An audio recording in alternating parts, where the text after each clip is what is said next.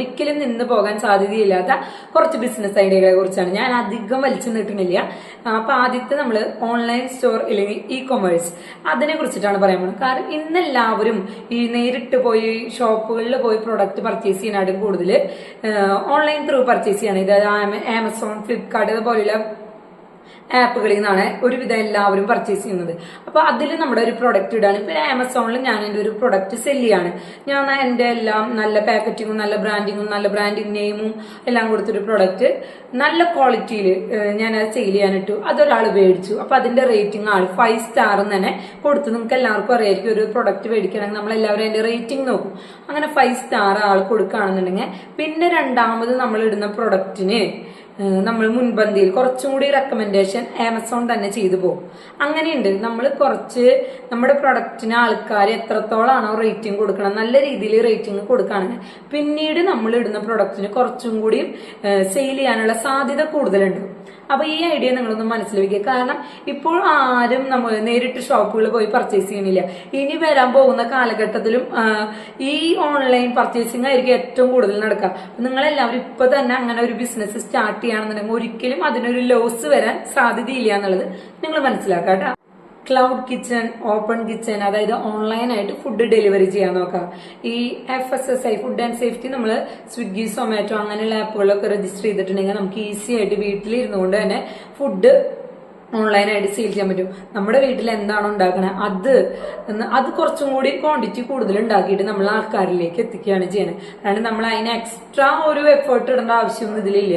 കാരണം നമ്മുടെ വീട്ടിലുണ്ടാക്കുന്ന ഊണാണെങ്കിൽ ഇപ്പൊ ഇലയിൽ ഊണ്, വീട്ടിൽ ഊണെന്ന് പറഞ്ഞിട്ടൊക്കെ ഒരുപാട് സംരംഭകർ പുതിയതായിട്ട് വന്നിട്ടുണ്ട്. അപ്പൊ അതുപോലെ തന്നെ നമുക്ക് വീട്ടിലിരുന്ന് ചെയ്യാം. കാരണം എക്സ്ട്രാ ഒരു ഇൻകം ഏൺ ചെയ്യണമെന്നുണ്ടെങ്കിൽ നമുക്ക് ഈ ഒരു ഐഡിയ ഏറ്റവും എളുപ്പമായിട്ട് വീട്ടിലിരുന്ന് ചെയ്യാൻ പറ്റുന്ന ഒരു ഐഡിയ ആണ്. ഒരിക്കലും നിന്ന് പോകാൻ ചാൻസ് ഇല്ലാത്ത ഒരു ഐഡിയ ആണ്. നമുക്ക് വീട്ടിലിരുന്ന് ഫുഡ് ഉണ്ടാക്കി അത് online through food and safety register ചെയ്തിട്ടുണ്ടെങ്കിൽ നമുക്ക് ഓൺലൈൻ ത്രൂ ഈസി ആയിട്ട് സെയിൽ ചെയ്യാം. അപ്പൊ ഈ ഒരു ഐഡിയ കൂടി നിങ്ങൾ മനസ്സിലാക്കുക. അടുത്തൊരു ഐഡിയ ആണ് ക്ലോത്തും ഓർണമെന്റ്സും.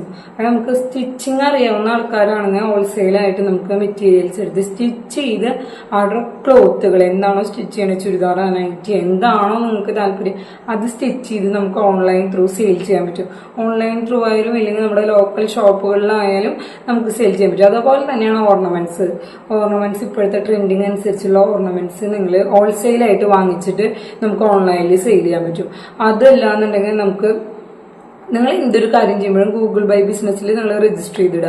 അപ്പൊ അങ്ങനെയാണെന്നുണ്ടെങ്കിൽ നിങ്ങൾക്ക് എന്തായാലും ഓർഡേഴ്സ് വരാനുള്ള ചാൻസ് കൂടുതലാണ്. അപ്പൊ ഇങ്ങനെ ഒരു ഐഡിയ കൂടി ഉണ്ട്. ക്ലോത്തും ഓർണമെന്റ്സും സെയിൽ ചെയ്തും നമുക്കൊരു ബിസിനസ് വീട്ടിലിരുന്നു കൊണ്ട് തന്നെ സ്റ്റാർട്ട് ചെയ്യാൻ പറ്റും. അടുത്തതാണ് റീപാക്കിംഗ് ബിസിനസ്. അതായത് നമ്മൾ ഒരാളുടെ കയ്യിൽ നിന്ന് ഒരാൾ ഉണ്ടാക്കിയ പ്രോഡക്റ്റ് നമ്മൾ വാങ്ങിച്ച് നമ്മളത് ഹോൾസെയിലായിട്ട് റീറ്റെയിലായിട്ട് നമ്മൾ സെയിൽ ചെയ്യും. അതായത് മാനുഫാക്ചർ ചെയ്യണത് വേറെ ആൾക്കാരായിരിക്കും. അവരുടെ കയ്യിൽ നിന്ന് പ്രോഡക്റ്റ് വാങ്ങിച്ച് നമ്മൾ സെയിൽ ചെയ്യുന്നു. ഇതിന് എപ്പോഴും വിജയ സാധ്യതയുണ്ട്. കാരണം നമുക്ക് ഇതിലധികം അത്രത്തോളം നമ്മൾ മാർക്കറ്റിംഗ് എന്നുള്ളതാണ് ഇതിലെ ഏറ്റവും വലിയ ഒരു കാര്യം. മറ്റുള്ള പ്രൊഡക്റ്റ് നിർമ്മിക്കുന്ന രീതിയിലൊന്നും നമുക്ക് അതിൽ ടെൻഷൻ വരേണ്ട കാര്യമില്ല. കാരണം നമ്മളിത് മാനുഫാക്ചർ ചെയ്യുന്ന ആൾക്കാരുടെ കയ്യിൽ നിന്നാണ് നമ്മൾ ഈ പ്രൊഡക്റ്റ് മേടിച്ച് നമ്മളിത് സെയിൽ ചെയ്യുന്നത്. അതുകൊണ്ട് റീപാക്കിംഗ് ബിസിനസ്സിന് എപ്പോഴും വിജയ സാധ്യത മുന്നിലുമാണ്. അത്ര അധികം ടെൻഷൻ അടിക്കേണ്ട ഒരു കാര്യവുമില്ല. അപ്പൊ ഏറ്റവും കൂടുതൽ റീപാക്കിംഗ് ചെയ്യാൻ ആൾക്കാർ തിരഞ്ഞെടുക്കുന്ന പ്രൊഡക്റ്റ് സ്പൈസസ് ആണ്.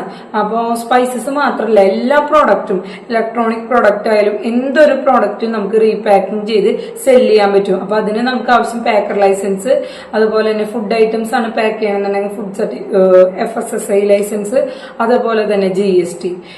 ഈ 3 കാര്യങ്ങളാണ് നമുക്ക് ഈ റീപാക്കിംഗ് ബിസിനസ് ചെയ്യുന്നതിന് ആവശ്യമായിട്ടുള്ള പേപ്പേഴ്സ്. പിന്നെ റീസെല്ലിംഗ് എന്ന് പറയുന്നത് നമ്മൾ പ്രൊഡക്റ്റ് ഒരിക്കലും മേടിക്കണില്ല.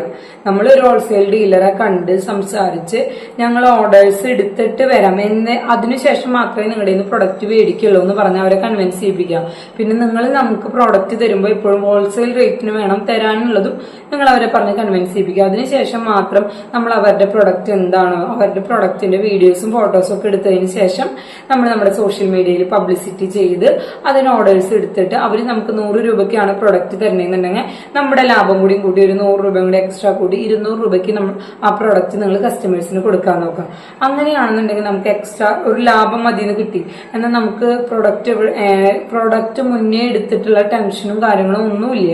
നമ്മൾ ഓട്ടോമാറ്റിക്കലി അവിടെ നിന്ന് ഒരു ഹോൾസെയിൽ ഡീലറെ കൺവിൻസ് ചെയ്യിപ്പിച്ച് നമ്മൾ ഓർഡേഴ്സ് എടുത്തതിന് ശേഷം മാത്രം ആ പ്രൊഡക്റ്റ് ഈ മാനുഫാക്ചർ ചെയ്യുന്ന ആളുടെ കയ്യിൽ നിന്ന് എടുത്തിട്ട് നമ്മൾ കസ്റ്റമേഴ്സിന് കൊടുക്കുന്നു. അപ്പൊ ഇങ്ങനെയുള്ള ഒരു ബിസിനസ് സാധ്യതയും കൂടി നമ്മുടെ മുന്നിലുണ്ട്. ഇപ്പൊ എല്ലാവരും യൂസ് ചെയ്യുന്നതാണ് ഡിജിറ്റൽ മാർക്കറ്റിംഗ്. അപ്പൊ നമ്മുടെ മാർക്കറ്റിംഗ് സ്ട്രാറ്റജിയിൽ എപ്പോഴും ഡിജിറ്റൽ മാർക്കറ്റിംഗ് കൂടി കൊണ്ടുവരാൻ നോക്കാം. കാരണം നമ്മുടെ സോഷ്യൽ മീഡിയയ്ക്ക് നമ്മുടെ മാർക്കറ്റിങ്ങിന് ഇന്നത്തെ കാലത്ത് ഏറ്റവും കൂടുതൽ സാധ്യതയുള്ള ഒരു മേഖലയാണ് സോഷ്യൽ മീഡിയ. അപ്പൊ ആ ഒരു സ്ട്രാറ്റജിയും കൂടി നിങ്ങൾ എന്ത് ബിസിനസ് ചെയ്താലും സോഷ്യൽ മീഡിയ കൂടി അതിനൊരു പബ്ലിസിറ്റി കൊടുക്കാൻ കൂടി നിങ്ങൾ ശ്രദ്ധിക്കുക.